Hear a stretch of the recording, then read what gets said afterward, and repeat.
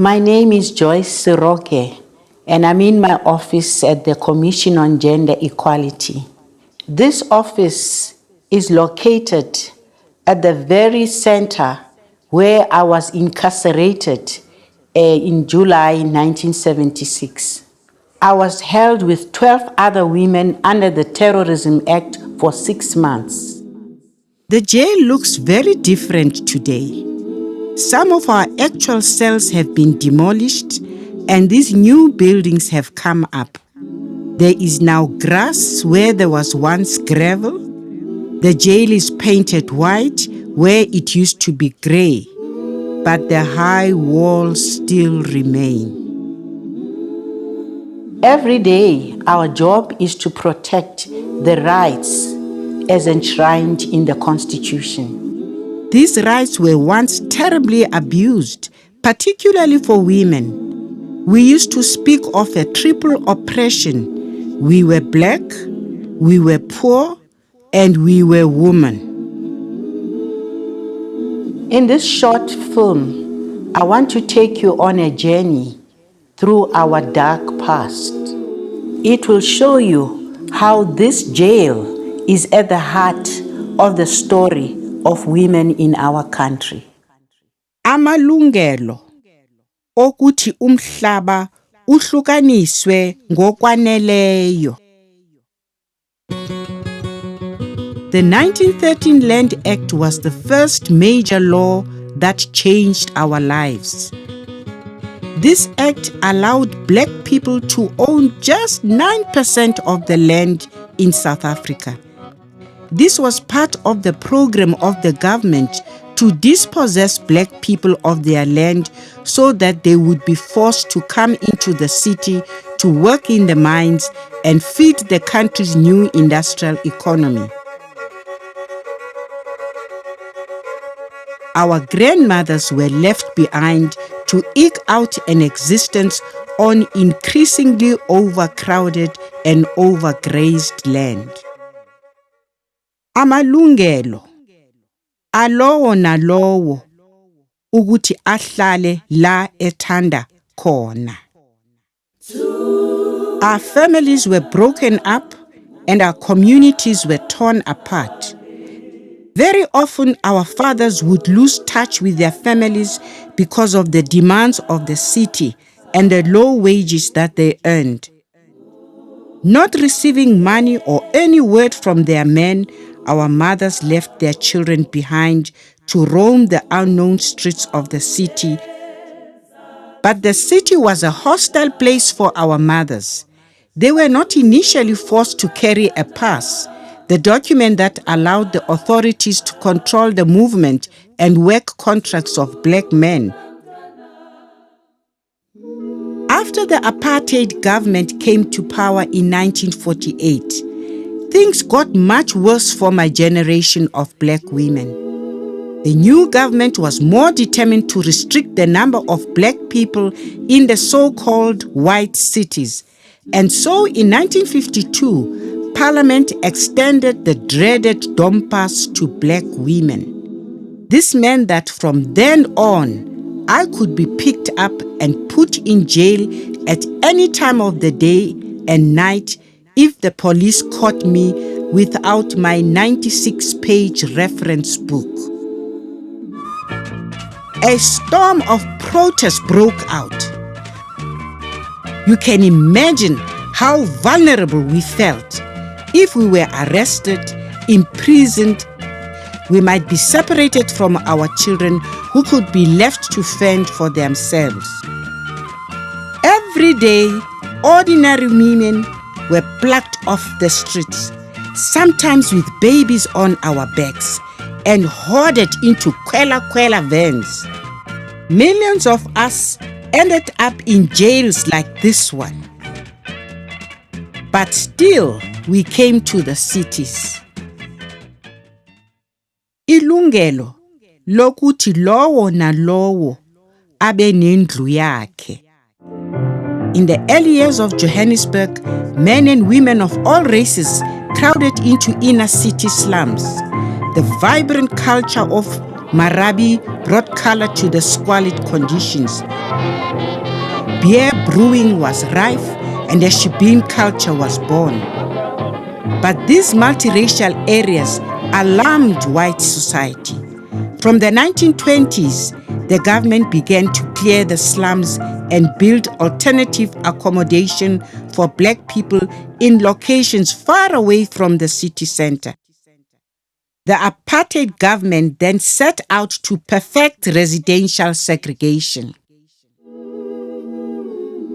The Black Resettlement Act began the vicious process of forced removals. This struck at the heart of our family life. The images of the destruction of Sophiatown are unforgettable, but there were many communities destroyed in the same way. District 6, Umkhumbane, Mansiville, Mooilachte, to name but a few.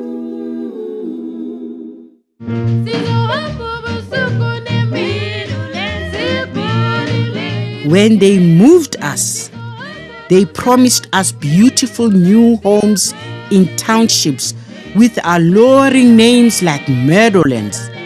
But the freedom we women had gained in the so-called slums was lost once we got to the townships.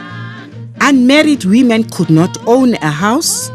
As widows, we were evicted after our husbands died. The permit for the house was under our husband's name, and we were helpless, powerless, and voiceless on our own. Ilungelo lokuthi lowo nalowo athole umsebenzi. Most of us were employed as domestic workers. We worked extremely long hours for very little pay. We were very vulnerable. We were sometimes sexually harassed or violently abused. We had no protection from the law and no trade union until the mid-80s. Many of us were illiterate and could not write to our loved ones we had left behind.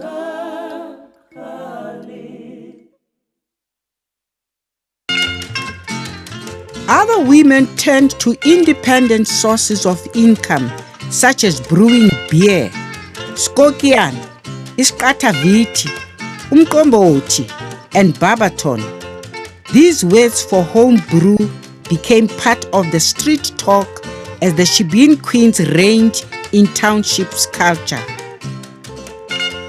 But according to the law, only the state was allowed to sell liquor to Black people. These female entrepreneurs were ruthlessly harassed. Women fought against the authorities' attempts to control where we drank, what we drank, and who brewed our beer. Over the years, thousands of them ended up in this jail. Ilungelo lokuvunyelwa lokuveza ukungaphatheki kahle. We women did not accept the humiliations and indignities imposed upon us. We created many organizations of our own.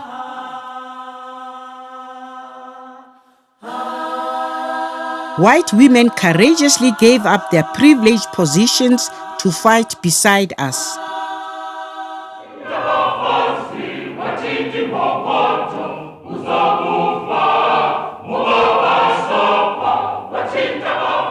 The march that I remember the most was when my mother and over 3,000 others set off to the Prime Minister's office in the Union buildings to hand in their signed petitions against passes.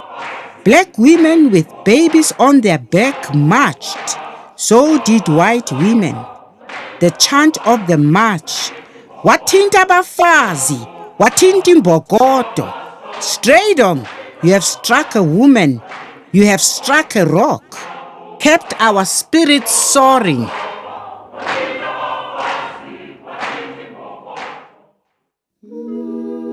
Many of us were detained for our protests and ended up in this very jail. We were tortured and brutalized. We left our loved ones at home, but we did not care. We were determined to get our liberation.